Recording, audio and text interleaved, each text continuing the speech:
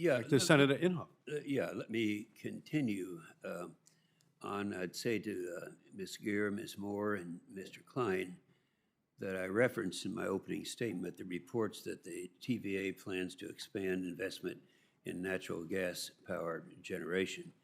I think we're all aware of that now. A lot of statements were made about that. Now and going forward, the TVA must maintain fossil fuels as part of its power supply mix so that the people in the region have the affordable and reliable electricity. I'm concerned a lot of times, and emotions set in, and I've been guilty of it myself. And people are put in a corner that they really don't like to be in. I would like to ask the two of you primarily if you stand by the previous statements that you made.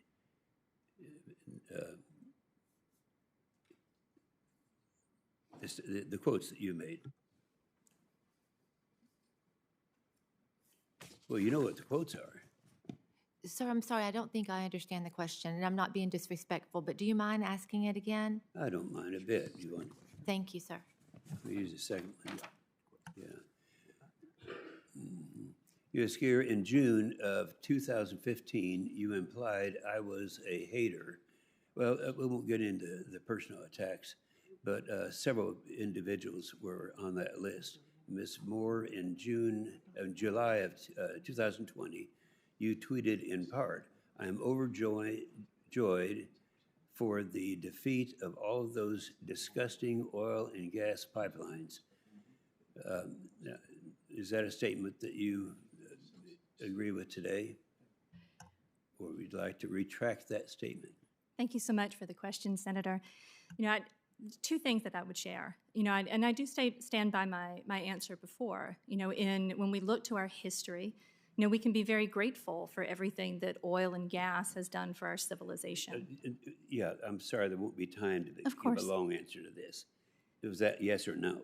And it is a both-and statement, sir. Oh, boy. Both-and. You want to give a both-and too? Well, Let me ask you this, because if you were to be confirmed in this position, you're going to be working with fossil fuels, and that's a given. Is this any kind of a problem that you have, or would you be using this position to try to change the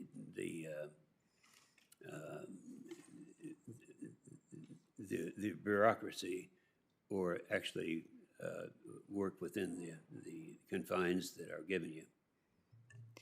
Well, Senator, thank you very much for your question, and thank you for the follow-up and for the clarification as well. If I'm blessed to be confirmed for the position, I would serve in that role in absolute adherence with the statutory guidance that we have, both in terms of the mission of the TVA and of the responsibility that we have as board members. While we have TVA has said, and President Biden has said, and many other utilities and leading corporations have set decarbonization targets, there are pathways that we have to take to get there that are going to be unique to each portfolio and in alignment with the places that are served. And the spirit of service that I would bring to the role if confirmed would be what would guide me.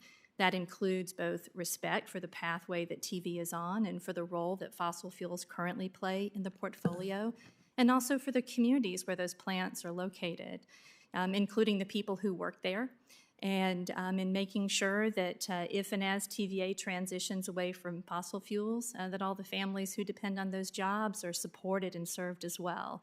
Very much in alignment with the guidance that we have from a statutory perspective and how to serve, and also in terms of my own personal commitment rooted in my faith to make sure that all the work that I do is reflecting love for my neighbors.